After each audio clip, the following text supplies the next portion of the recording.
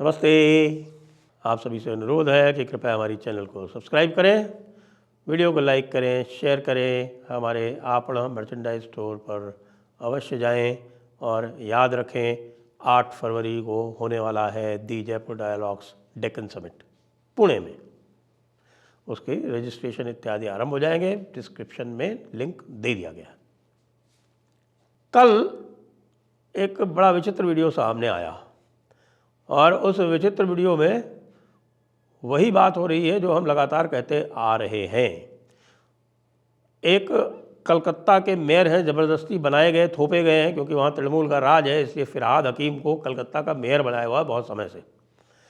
और फ़िरहाद हकीम का एक वीडियो आता है जिसमें वो कहते हैं कि भाई अभी तो हम बंगाल में 33% और देश में 17% हैं। हालांकि आंकड़े पूरी तरह से गलत हैं और इसीलिए मैं लगातार आपको कहता रहता हूं कि इस्लामियों में यह एक पूरी प्रवृत्ति है जिसमें वो अपने आंकड़े बढ़ा चढ़ा के बताते हैं और वो इसलिए बताते हैं कि जिससे आप डिमोरलाइज हो जाएं। तो इसलिए वो जो भी आंकड़े बताया करें आप उसमें कम से कम 1/3 तो कम कर ही दिया करो, क्योंकि भाई 26% जो उनके 26% आंकड़ा था 2011 में, वो 10 साल में किसी भी हालत में 33% नहीं हो सकता। ठीक है, तो वो 27% होगा, 28% होगा। तो ये तो उन्होंने बंगाल के बारे में कहा। देश के बारे में 14% था, उसको कह दिया 17%। इसमें भी ये पूरा मैं बराबर कहता रहा हूँ कि ये बढ़ा चढ़ा के बताया जाता है। हर एक आदमी एक एक अपना बच्चा ज़्यादा बढ़ा के बताता है। ये टेक ओवर करने की एक पुरानी प्रक्रिया है इस्लामी देशों में, और आप इसको पूरे विश्व में देख सकते हो। आप इसको लेबनान में देख सकते हो, आप इसको दूसरे जो इस प्रकार के देश हैं इंडोनेशिया में देख सकते हो। खैर इंडोनेशिया तो अब इतना आगे बढ़ गया है कि अब वहाँ उनको आवश्यकता नहीं है। जहाँ भी मिक्स्ड पॉपुलेशन है वहाँ आप इनको ये करते देखोगे। आप इनको ये करते देखोगे फ्रांस में, इनको करते देखोगे आप यूके में, इनको करते देखोगे आप कनाडा में, यूएस में, सब जगह ये यही काम करते हैं। तो भारत में क्यों नहीं करेंगे? कश्मीर में किया है ना, 2011 का तो डॉक्यूमेंटेड है, सभी ने मिलकर रिप्रेजेंटेशन भी दिया था। तो अब फ़िरहाद हकीम तो एक तरफ ये बात कह रहा है और दूसरी तरफ आज आ गया बयान क्या कहें कि एक, मैं तो कहूँगा है कि एक ऐतिहासिक भाषण आया योगी आदित्यनाथ जी का।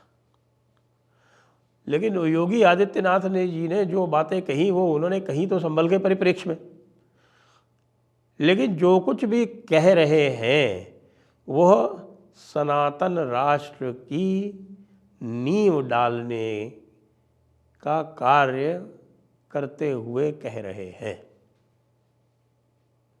क्योंकि योगी आदित्यनाथ ने कुछ बातें जो कही, उन्होंने कहा कि भैया एक भी दंगाई बचेगा नहीं। और ये जो सर्वे अर्वे वाली बात हो रही थी वो तो उन्होंने साफ कह दिया कि भैया ये बात ठीक है कि तुम कह रहे हो कि वहाँ सर्वे हुआ या नहीं हुआ, ये बताओ कि ये मंदिर जो था ये सन 78 से कहाँ से गायब हो गया था? आपको याद है मैंने एक वीडियो किया था, उसमें मैंने पूरा डिटेल दिया था संभल का कब कब कहाँ कहाँ दंगा हुआ वहाँ पे। उसी 1978 के दंगे का जिसका सबसे पहले उल्लेख जयपुर डायलॉग्स में ही हुआ था। हमारी रिसर्च टीम ने जो हमको डॉक्यूमेंट्स दिए थे उसके हिसाब से तो साफ कह दिया उन्होंने कि 1978 में 184 हिंदुओं की हत्या हुई थी। तब कौन बोला था? कोई क्यों नहीं बोला था? और ये भी कह दिया कि एक एक दंगाई का हिसाब किया जाएगा। और अभी तक तो लोग कह रहे थे कि साहब बुलडोज़र पे चढ़ के आती है टीम और हमारे जो है वो मकान गिरा देती है। अब तो बुलडोज़र पर बिजली विभाग भी हर जगह चढ़कर आएगा। बिजली चोरी का जो किस्सा पकड़ा गया है संभल में, वो जो फ़िरहाद हकीम वाली जो स्कीम है ना, वो फ़िरहाद हकीम वाली स्कीम को आगे बढ़ाने का ही काम करता है। यानी कि एक मस्जिद है, मस्जिद में कटिया मार के बिजली ले ली जाती है अवैध, और बिजली पूरी डायरेक्ट लाइन से लेके उसका एक पूरा पावर डिस्ट्रीब्यूशन सिस्टम बना लिया जाता है, ट्रांसफार्मर्स लगा लिए जाते हैं, और कोई लगभग 1200 लोगों को, कोई 100-150 तो घर हैं और उसमें रहने वाले हैं, कोई 1200 लोगों को उसमें से सप्लाई दे दी जाती है। बताया जा रहा है कि ये दो मोहल्ले हैं, एक मियाँपुर है, एक दूसरा कोई और पुर है। इन दो मुसलमान मोहल्लों में संभल में जो लाइन लॉसेस हैं वो एक में 78% है, दूसरे में 82% है। तो अब इस बिजली चोरी का जो व्यापक स्वरूप है उसको देखते हुए तो भाई साहब एक ये नई समस्या शुरू हो गई। अब आप ये बताओ कि बिजली चोरी को रोकने के लिए आप सुप्रीम कोर्ट से डायरेक्शन कैसे लाओगे कि साहब की बिजली चोरी जो है वो मुसलमान मोहल्लों में न रुकवाई जाए। और ये जो सारे काम होते हैं ना, हर काम में इन्फ्लेशन है। किस चीज़ का? पॉपुलेशन का इन्फ्लेशन है। कुछ असली है, कुछ नकली है। नकली इन्फ्लेशन के क्या फ़ायदे होते हैं? नकली इन्फ्लेशन के फ़ायदे ये होते हैं कि भाई आपका गैस का कोटा बढ़ जाता है, आपका राशन का कोटा बढ़ जाता है, आपके बिजली कनेक्शन का कोटा भी बढ़ जाता है। बहुत सारी चीज़ें आप क्लेम कर सकते हैं जो फ्री मिल रही हैं आपको।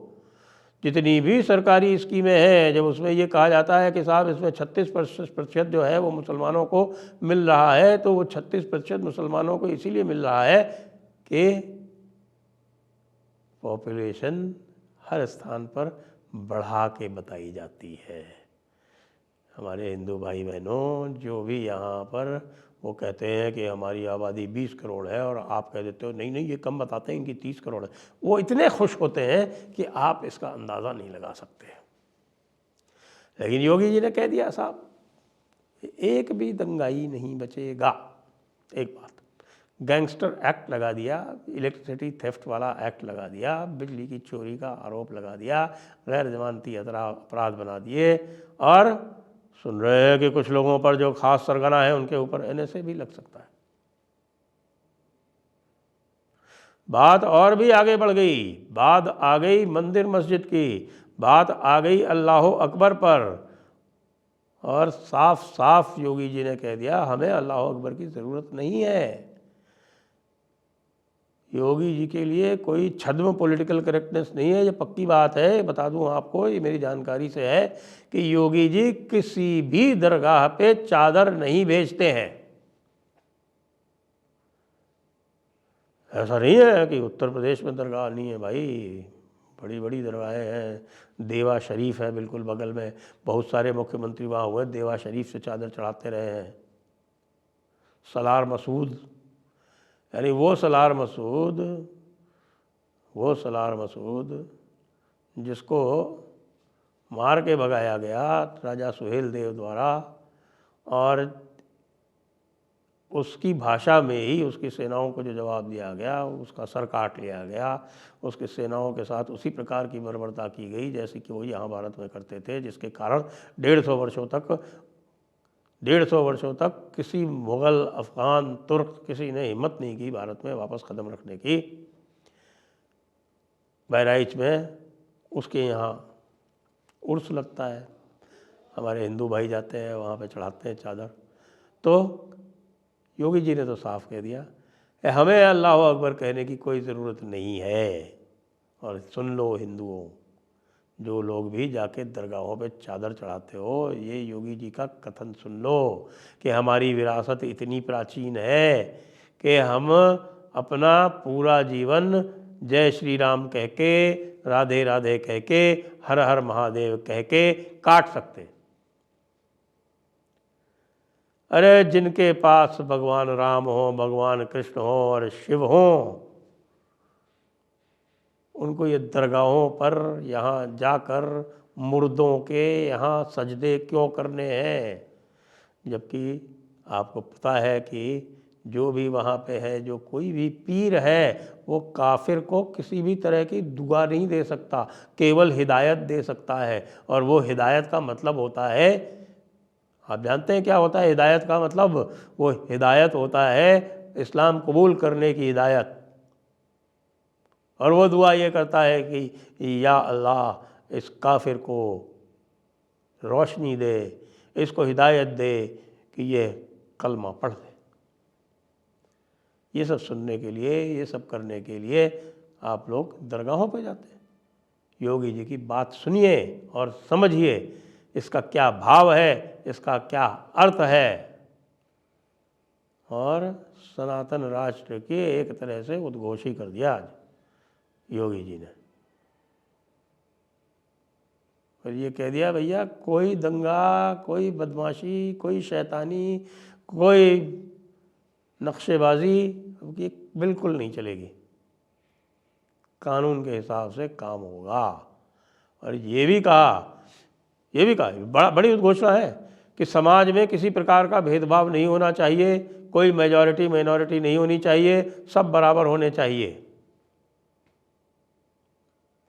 मतलब जितने भी स्पेशल आपने प्रिविलेजेस दे रखे हैं और जो आपने आर्टिकल 27 से लेके और 28, 29, 30 में जो स्पेशल कंसेशन दे रखे हैं, कुछ नहीं, बराबर होना चाहिए।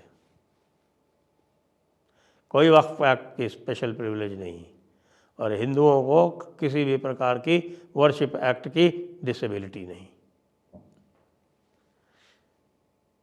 तो एक तरफ फरहाद हकीम कि आपको योजना पता चलती है और दूसरी तरफ योगी जी ने उसकी पूरी काट करके आपको बता दिया है। अब आपके ऊपर है कि आप फरहाद हकीम से डरते हो या योगी जी से प्रेरणा लेते हो। जय हिंद, जय भारत, वंदे मातरम।